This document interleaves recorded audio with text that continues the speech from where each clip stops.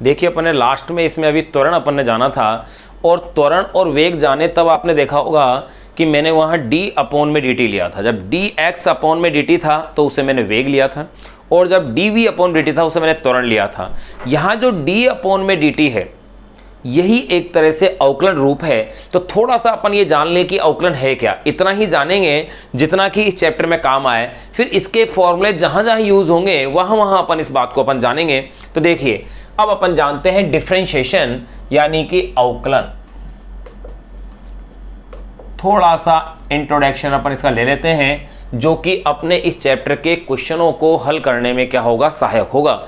देखिए अब अपन सबसे पहले इसमें जान लें कि ये जो d अपॉन में dx लेते हैं यही अवकलन है, ये उसकी पहचान है, और जिसका अवकलन कर रहे हैं वो यहां आ जाएगी। तो मैं ये कह सकता हूं मान लिया वो y है, तो यानी dy अपॉन में dx, इसका भौतिक अर्थ जानते हैं,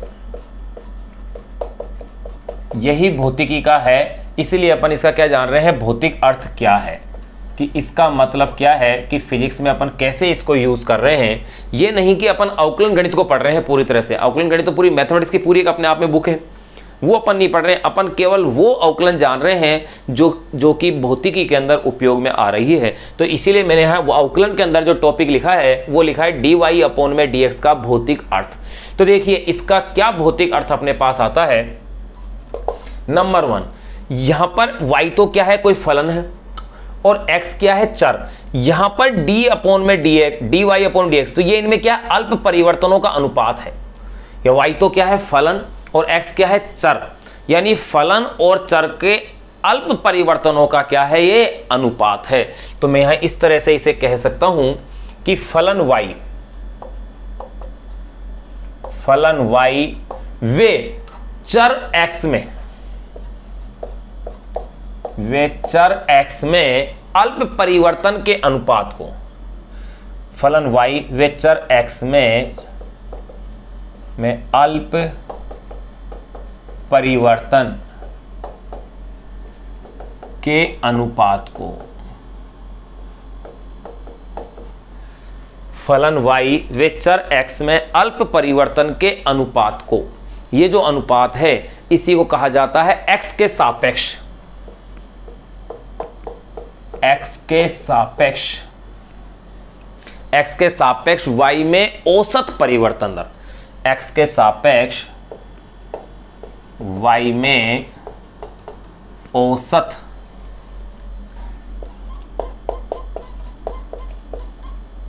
परिवर्तन दर। फलन y वे चर x में अल्प परिवर्तन के अनुपात को x के सापेक्ष y में क्या कहते हैं, औसत परिवर्तन दर कहते हैं।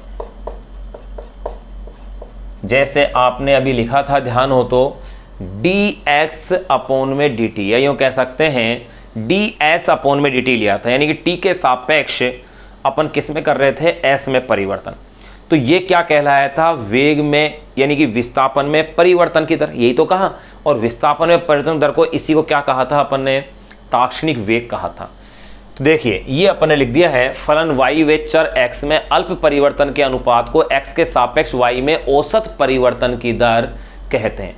अब जैसे इसका एग्जाम्पल ले लें अपन, यदि कोई वस्तु डेल्टा t समय में, यदि कोई वस्तु डेल्टा t समय में, यदि कोई वस्तु डेल्टा t समय में डेल्टा s विस्थापन, ध्यान रहे इस चैप्टर के ही अकॉर्डिंग अपन पॉइंट ले रहे हैं।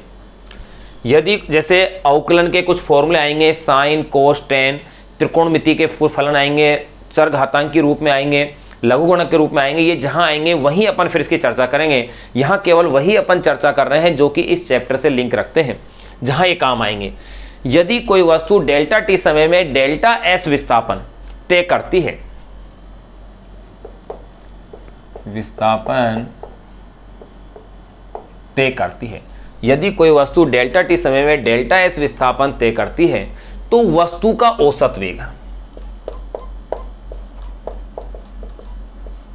तो वस्तु का औसत वेग, देखिए आप क्या लेते आए थे, याद कीजिए पिछले लेक्चरों में, कि V एवरेज औसत वेग को कैसा लिखा था, डेल्टा एस अपॉन में डेल्टा टी, बिल्कुल ऐसा ही अपन ने लिखा था, इनमें परिवर्तनों का अनुपात हो गया।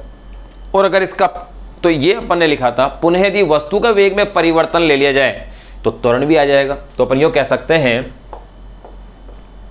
पुनः, दोनों को लिख देता हूं, वेग को और त्वरण को ना। तो देखो पुनः यदि वस्तु के वेग में, पुनः यदि वस्तु का वेग, या वस्तु के कर देते हैं, पुनः यदि वस्तु के वेग में, पुनः यदि वस्तु के वेग में परिवर्तन, वेग में परिवर्तन डेल्टा टी समय में, डेल्टा टी समय में डेल्टा वी हो तो ऐसी स्थिति में वस्तु का औसत त्वरण कैसा लिया जाएगा, तो वस्तु का औसत त्वरण ये लिखा जाएगा a average is equal to delta v upon में डेल्टा टी। ये लो, ये औसत त्वरण भी आ गया है। अब इसमें सेकंड पॉइंट जान लें। तो देखो ये तो मान मैंने बताया है औसत के लिए। अब अगर मैं बात करूं ताक्षणिक के लिए, अगर यहां बहुत ही कम परिवर्तन हो रहा है, यानी अल्प परिवर्तन है, ये डेल्टा को फिर अपन किस फॉर्म में लिख देंगे, डी के फॉर्म में लिख देंगे, तो वहां ताक्षणिक रूप में आ जाएगा। तो मैं ये कह सकता हूं कि डी वाई अपॉन में डी एक्स ये था का सीमांत मान, यूं कह दिया जाए का सीमांत मान, जब यानी इस तरह से है डी वाई अपॉन में डी एक्स का सीमांत मान जब डेल्टा एक्स अप्रोक्स क्या इक्वल है, 0 है, यानी कि बहुत ही नगण्य अगर ये परिवर्तन है, तो ऐसी स्थिति के अंदर क्या होता है कि जो डेल्टा एक्स है अगर ये 0 है, तो यहाँ अपन जो लिमिट के रूप में लिखते हैं उसको अपन यो जैसे इसके साथ लिमिट लगा दें कि डेल्टा वाई अपॉन में डेल्टा टी, और ये कितना चेंज है, नगण्य परिवर्तन है, 0 है, तो ऐसी कंडीशन में डेल्टा वाई अपॉन में डेल्टा टी को, सॉरी क्या कह रहा हूँ, सॉरी डेल्टा वाई अपॉन में डेल्टा एक्स को, डेल्टा वाई अपॉन में डेल्टा एक्स को लिखा जाएगा डी वाई अपॉन में डी एक्स, ऐसा इसको लिख दिया जाएगा। यहाँ इसका अपन ताक्षणिक परिवर्तन की दर कहेंगे। ये जो राशि मेरे पास आ गई है इस रूप में जब मैंने इसे लिख दिया है, तो इसे कहेंगे x के सापेक्ष y की ताक्षणिक परिवर्तन की दर, x के सापेक्ष y की ताक्षणिक परिवर्तन की दर, x के सापेक्ष y की ताक्षणिक परिवर्तन की दर, ये अपन इसे कह देंगे। तो इसी बेसिस पर देखो, अगर मैं इसी बेसिस पर लिख दूं तो वेग और त्वरण के ताक्षणिक मान क्या हो जाएंगे, तो वेग का क्या हो जाएगा ds अपॉन dt, और त्वरण क्या बन जाएगा dv अपॉन में dt। सिंपल मेथड है। तो अपन ये कह सकते हैं अतः किसी, देखो मैंने सारी लैंग्वेज में बोर्ड पे लिख रहा हूं, अतः किसी फलन का किसी चर के सापेक्ष, अतः किसी फलन का, और यहां पर अवकलन को कौन रिप्रेजेंट करता है, d अपॉन में dx, ये अवकलन को शो करता है। अतः किसी फलन का किसी चर के सापेक्ष, किसी चर के सापेक्ष अवकलन, d अपॉन में dx क्या है, अवकलन है। अतः किसी फलन का किसी चर के सापेक्ष अवकलन उस चर के सापेक्ष, उस चर के सापेक्ष, उस चर के सापेक्ष, अतः किसी फलन का किसी चर के सापेक्ष अवकलन उस चर के सापेक्ष, उस चर के सापेक्ष फलन में ताक्षणिक परिवर्तन की दर कहलाती है, के सापेक्ष फलन में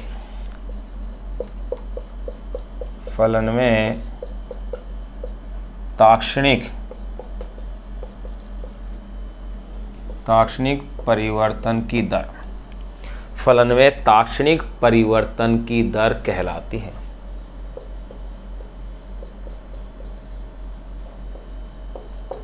ताक्षणिक परिवर्तन की दर कहलाती है। तो इसी तरह से अपन वेग और त्वरण को भी ज्ञात कर सकते हैं। तो अपन लिखते हैं इसी प्रकार, देखो कहलाती है इसी प्रकार, इसी प्रकार किसी वस्तु का ताक्षणिक वेग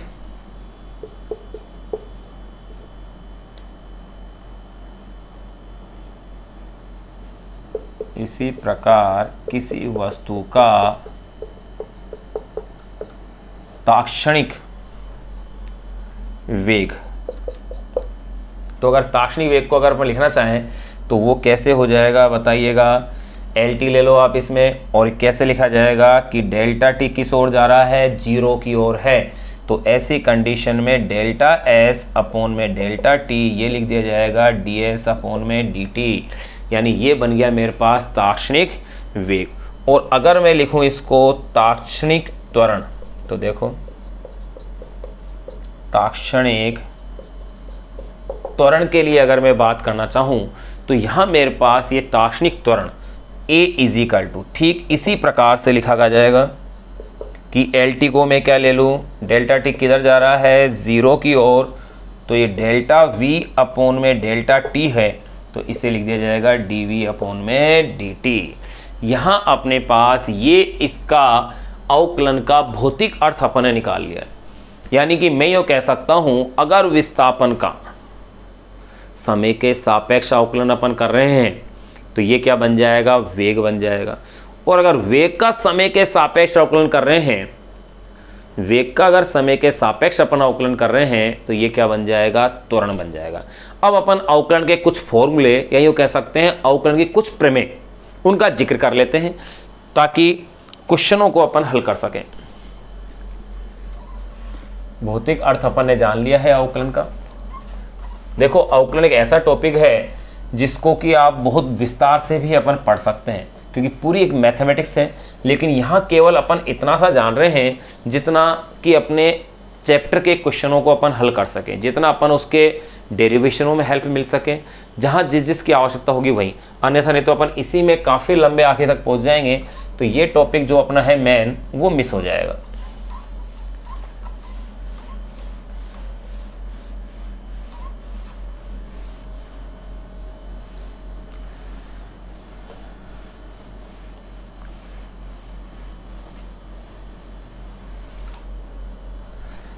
देखो भाई अवकलन के, अब अपन पढ़ेंगे इसके अंदर अवकलन की प्रमेय। अवकलन की प्रमेय कौन कौन सी हैं अवकलन की प्रमेय, उनको अपन देखें। देखो नंबर 1, सबसे पहले जो नंबर 1 पे अपन पढ़ते हैं फॉर्मूला वो ये है कि यदि y इज इक्वल टू, मैंने क्या लिखा, dy अपॉन में dx, ये एक अवकलन फॉर्म मैंने लिखा है। अब y की वैल्यू जो भी अपन को दे रखी है अपन उसी अकॉर्डिंग इसे सोल्व करेंगे कि यदि y is equal to x की पावर n है, ऐसे दिया हुआ है। यदि y is equal to x की पावर n, जहां जो x है, ये सॉरी जहां n एक वास्तविक संख्या है, जहां n एक वास्तविक संख्या है। यदि y is equal to x की पावर n, जहां n एक क्या है, वास्तविक संख्या है, तो ऐसी स्थिति में ये जो फॉर्मूला है, ध्यान रखना अपने फिजिक्स में सबसे अधिक काम आने वाला अवकलन का फॉर्मूला वो यही है, इसलिए इस पहले फॉर्मूले को ध्यान रखना है। यदि y is equal to x की पावर n, जहां n एक वास्तविक संख्या है, तो ऐसी स्थिति के अंदर जो dy अपॉन में dx, ये फॉर्मूला क्या बनता है, यहाँ आपने क्या करना है, y की वैल्यू को अपन पुट कर दें तो यहाँ ये हो जाएगा x की पावर n। अगर इस फॉर्मेट में आ रहा है n वास्तविक संख्या के रूप में अपन ले रहे हैं, तो देखिए इसका क्या तरीका है कि ये जो पावर के रूप में जो भी डिजिट है वो एक तो आगे गुणा हो जाएगी x के साथ, और इस पावर में से एक क्या हो जाएगा, कम हो जाएगा। ये इसका एक फॉर्मूला है, ये आपको स्पेशली ही याद रखना है। ये मैंने आपको बता दिया, यही अपने पास काम आएगा। फॉर एग्जाम्पल, जैसे एग्जाम्पल के रूप में मैं अगर इसे देखूं, जैसे मान लिया कि d अपॉन में dt, d अपॉन में dt, और अगर आपको इस तरह से दे जाए कि x की पावर t की पावर 2 है, इसको अपन को सोल्व करना है, या इसके बजाय मैं इस तरह से क्वेश्चन बना के दे दूं आपको कि देखो, यदि y is equal to t square हो तो dy अपॉन में dt क्या होगा। ये लो, इस क्वेश्चन को सोल्व करें। छोटे छोटे से क्वेश्चन अपन देख रहे हैं। y is equal to t square हो तो dy अपॉन में dt क्या होगा। देखिएगा, मुझे निकालना है dy अपॉन में dt, यही हल करना है। y की वैल्यू क्या दी गई है, t का स्क्वायर। अब देखो इसे सोल्व कीजिए, यहां इससे कंपेयर करेंगे आप, तो आप क्या पाएंगे, x जो है वैल्यू, x के ऊपर पावर क्या है, x के स्थान पर क्या आ गया, मेरे पास t आ गया, और n की वैल्यू क्या आ गई है, 2 आ गई है। यानी कि t की पावर यहां तो 2 से मल्टीप्लाई हो जाएगा, यहां क्या हो जाएगा 2 - 1, तो ये क्या बच गया भाई, 2t आंसर आ गया ना। एक अगला क्वेश्चन और देख लें। अगर इस तरह से दिया गया है, यदि y is equal to x की पावर 5 हो तो dy अपॉन में dx क्या होगा।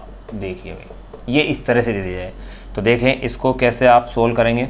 छोटा सा क्वेश्चन है, यदि y is equal to x की पावर 5 हो तो dy अपॉन में dx क्या होगा। तो देखो dy अपॉन में dx, y की वैल्यू पुट कीजिए, x की पावर 5, वही तरीका, जो पावर है उसको आगे गुणा कर दीजिए, पावर में से 1 घटा दीजिए, 5 - 1 यानी कि 5x की पावर 4। ये पहली अपन ने कॉन्सेप्ट जान ली है। नंबर सेकेंड, दूसरा जो अपन ले रहे हैं, यदि कोई कांस्टेंट है और उस कांस्टेंट को मैंने मान लिया कि c है, तो उस कांस्टेंट का डिफरेंशिएशन यानी अवकलन सदैव क्या होता है, 0। जब भी वो अकेला सिंगल कांस्टेंट है, जैसे कोई भी आंकिक संख्या हो, आंकिक संख्याएं सदैव क्या होती है, कांस्टेंट होती है। तो यहां अपन यो कह सकते हैं नंबर सेकंड के अंदर कि यदि c कोई नियतांक हो यानी कोई कांस्टेंट हो, यदि c कोई नियतांक हो तो ऐसी स्थिति के अंदर d अपॉन में dx और इस c का अवकलन है वो सदैव क्या होगा, 0 होगा। एग्जाम्पल के रूप में अपन देखें, जैसे कि d अपॉन में dx और यहाँ आ जाए 5, तो 5 का डिफरेंशिएशन क्या लिख दिया जाएगा, 0, क्योंकि ये आंकिक संख्या है और आंकिक संख्याओं का कांस्टेंट हमेशा क्या होता है, ये आंकिक संख्या सदैव कांस्टेंट मानी जाती है और कांस्टेंट का अवकलन सदैव क्या होता है, 0 होता है। फिर नंबर 3, मैं देखो एक एक दो ही एग्जाम्पल ले रहा हूँ छोटे से, ताकि ये बड़ा नहीं हो टॉपिक, ताकि अपन अपने मेन टॉपिक पे आ सकें।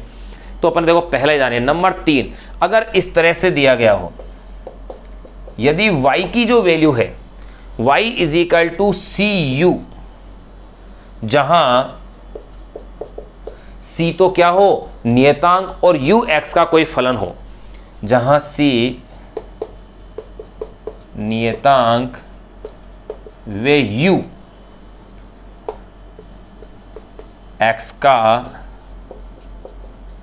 फलन हो, तो इसके लिए क्या करते हैं, देखिएगा, ऐसी कंडीशन में dy अपॉन में dx जो फॉर्मूला है ये लिखा जाएगा इस तरह से, y की वैल्यू रखिएगा क्या है, cu।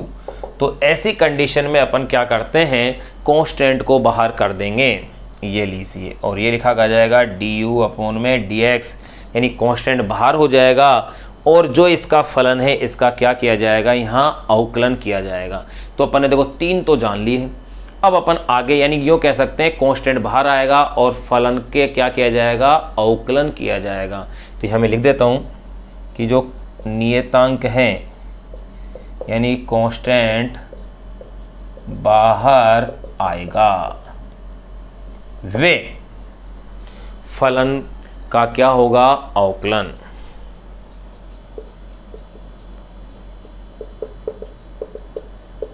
और फलन का क्या कर लेंगे अपन? अवकलन कर लेंगे। ये होगा, कांस्टेंट बाहर आएगा और फलन का क्या कर दिया जाएगा? अवकलन कर दिया जाएगा।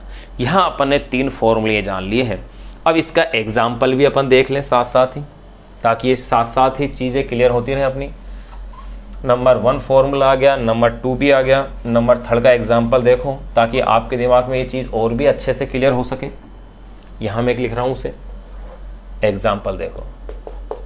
जैसे कि y is equal to 3t की पावर 3 हो तो dy अपॉन में dt का मान क्या होगा? ये लो, देखिएगा मेरे पास क्या है? dy अपॉन में dt ये पूछ रहे हैं, और y की वैल्यू जो दी गई है वो है 3t²। क्या किया जाएगा इसमें? t के रेफरेंस में अवकलन है, 3 तो क्या है? कांस्टेंट है। 3 अगर कांस्टेंट है इसे आप बाहर फेंकिए तो ये हो जाएगा dt² अपॉन में dt। और इसका फिर उसी तरीके से जो पहला वाला जो नियम था कि पावर का क्या हो जाएगा? आगे मल्टीप्लाई हो जाएगी भाई, t का स्क्वायर तो दिया है मैंने यहाँ पर, सॉरी t की पावर 3 है, ये t की पावर कितनी दी है? 3 दी है। तो अब देखो 3 तो आगे मल्टीप्लाई हो जाएगा और उस पावर में से 1 घट जाएगा, यानी कि t²। तो यहाँ ये आंसर आ गया है 9t²। 9t²। इस तरह से एक एग्जाम्पल और आप देख सकते हैं। यदि y is equal to 9x² हो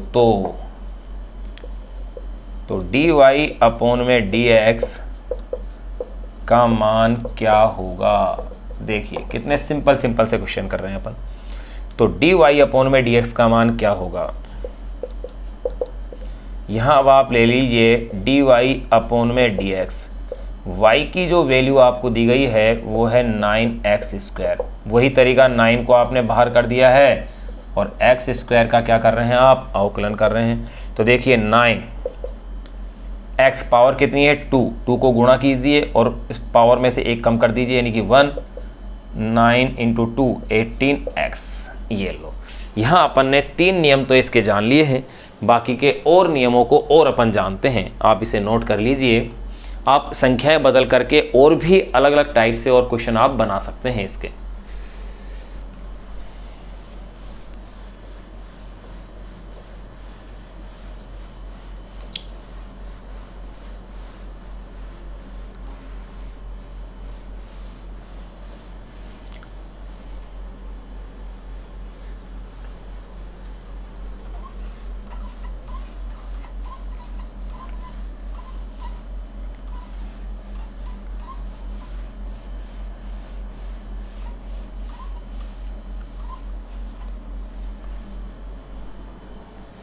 देखिएगा भाई, अपन ने 3 जान लिए थे, चौथा नियम और जान लें, या यूँ कह सकते हैं चौथी प्रमेय और जान लें अपन। वो ये है कि यदि कोई भी एक सिंगल राशि है, यानी यूँ कह सकते हैं कि अगर कोई dx अपॉन में dx है तो इसकी वैल्यू क्या होगी? 1 होगी। या यूँ कह सकते हैं किसी राशि का उसी के सापेक्ष अवकलन सदैव क्या होता है? 1 होता है। यानी यूँ कह सकते हैं अपन number 4 y is equal to अगर x हो तो देखो dy अपॉन में dx, तो ये dx अपॉन में dx इसकी वैल्यू क्या होगी? 1 होगी। अब 1 कैसे होगी? ये मत सोचना कि dx से dx कैंसिल हो गया, काट दिया, ऐसा नहीं है भाई। यहाँ पावर इस कितनी है? इसकी 1 है। 1 में से 1 जाएगा तो क्या बचेगा? पावर 0। और किसी की भी पावर 0 होती है उसकी वैल्यू क्या होती है? 1 होती है। यानी एक मेरे पास यहाँ एक कॉन्स्टेंट, ये एक कॉन्सेप्ट मेरे पास यहाँ पर एक ये आ गया कि किसी राशि का, यानी x का, x के सापेक्ष, यानी किसी राशि का उसी के सापेक्ष अवकलन सदैव क्या होता है? 1 होता है। ये कॉन्सेप्ट मेरे पास आ गया। किसी राशि का उसी के सापेक्ष, किसी राशि का उसी के सापेक्ष अवकलन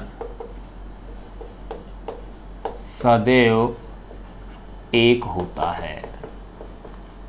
ये एक तरह से मान लो क्वेश्चन सोल्व किया है अपन ने। नंबर 5, एक पॉइंट में ये ले सकता हूं, अगर आपको ये इस तरह से दिया गया हो, यानी कि यदि y इज इक्वल टू क्या हो, u v w ऐसे दे दें, u plus minus v plus minus w हो, तो अगर इस तरह से है तो आप इसको किस तरह से ले सकते हैं, जहां पर क्या है, जहां पर u v और w, u v और w क्या है, फलन है। तो देखो ऐसी स्थिति के अंदर अगर मैं dy अपॉन में dx अगर देख रहा हूं, लेकिन ध्यान रखना मैंने क्या कहा, जहां u v व w के फलन हैं, यानी यहां पर ये क्या है, x के फलन के रूप में है, तब ऐसा संभव है। अगर फलन के रूप में नहीं होगा तब फिर अलग तरीके से लेते हैं अपन। क्या कहा मैंने, u v और w क्या है, फलन के रूप में है।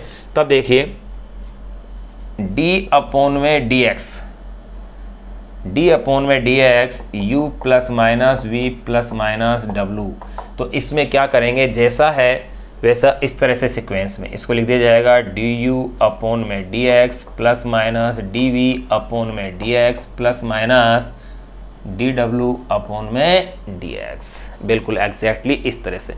और अगर ये गुणा के रूप में, फलन के रूप में दिया हुआ है, x के फलन है, यहाँ चलिए लिख देता हूँ, हो तो जहां u v व w x के फलन है।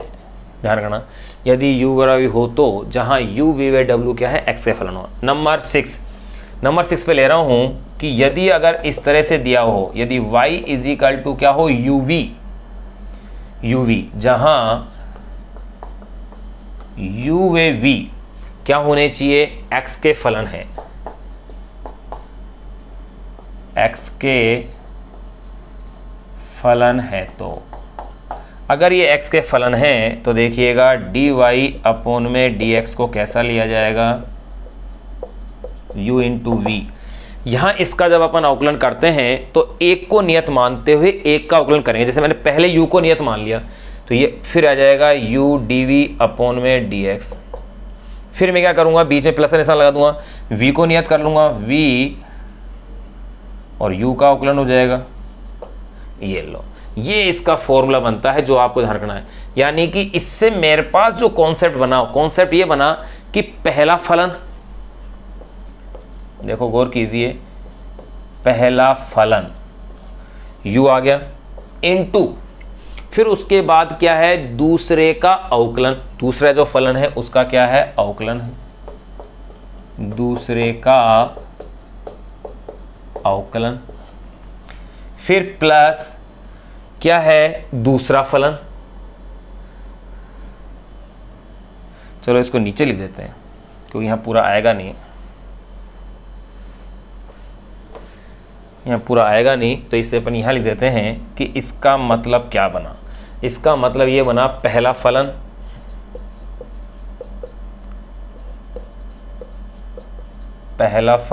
इनटू दूसरे का अवकलन हो गया, पहला फलन इनटू दूसरे का अवकलन प्लस दूसरा फलन इनटू फिर क्या है इसके बाद, पहले का अवकलन, पहले का अवकलन। ये लीजिए, यहां अपने पास ये आ गए। अब गुणा के रूप में आने के बाद एक लास्ट और मैं लिख देता हूं, इसका एक को लिख देता हूं भाग के रूप में, अगर इस तरह से राशि दी गई हो।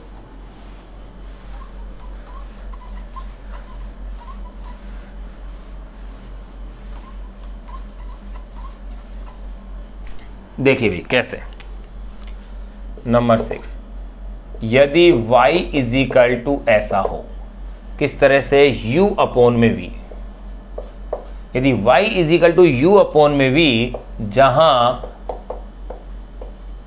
u व v x के फलन है, तो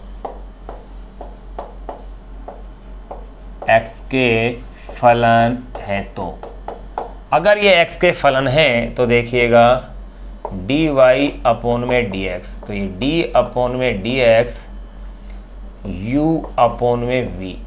इसका अब जो अपने पास फॉर्मूला आता है वो होता है वी डी यू अपॉन में d x minus u d v upon में डी एक्स अपॉन में वी का स्क्वायर। इस रूप में फॉर्मूला आता है।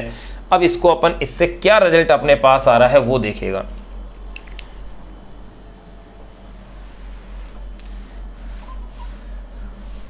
ये एक अवकलन के फॉर्मूले हैं जो आपको ध्यान रखने हैं, क्योंकि ये न्यूमेरिकल्स हल करने के साथ साथ डेरिवेशन करने में भी अपनी क्या करेंगे, मदद करेंगे। अब देखिएगा वी डी यू अपॉन में डी एक्स, यहाँ पर ये तो क्या है, अंश है, और ये इसका क्या है, हर है। तो आप क्या देख रहे हैं, हर इंटू अंश का क्या हो रहा है, अवकलन, माइनस फिर क्या हो रहा है, अंश, फिर क्या हो रहा है, गुणा, हर का अवकलन, फिर बटे में क्या है, हर का स्क्वायर आ रहा है। यानी कि मैं कह सकता हूं इसका हर इंटू अंश अवकलन, यानी कि अंश का अवकलन कह दीजिए आप इसे, अंश अवकलन। ध्यान रखना मैं इसे अंश अवकलन बोल रहा हूं, आंशिक अवकलन नहीं बोल रहा हूं।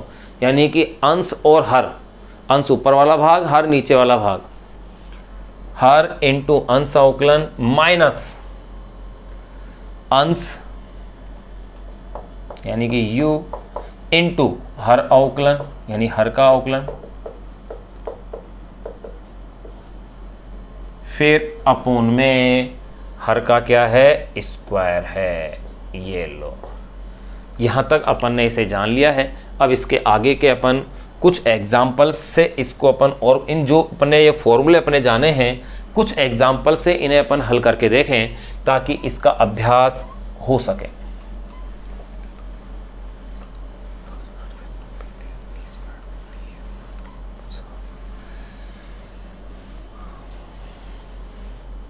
देखिएगा एग्जाम्पल के रूप में मैं देख रहा हूं, यदि y is equal to 5 t की पावर 4 माइनस 3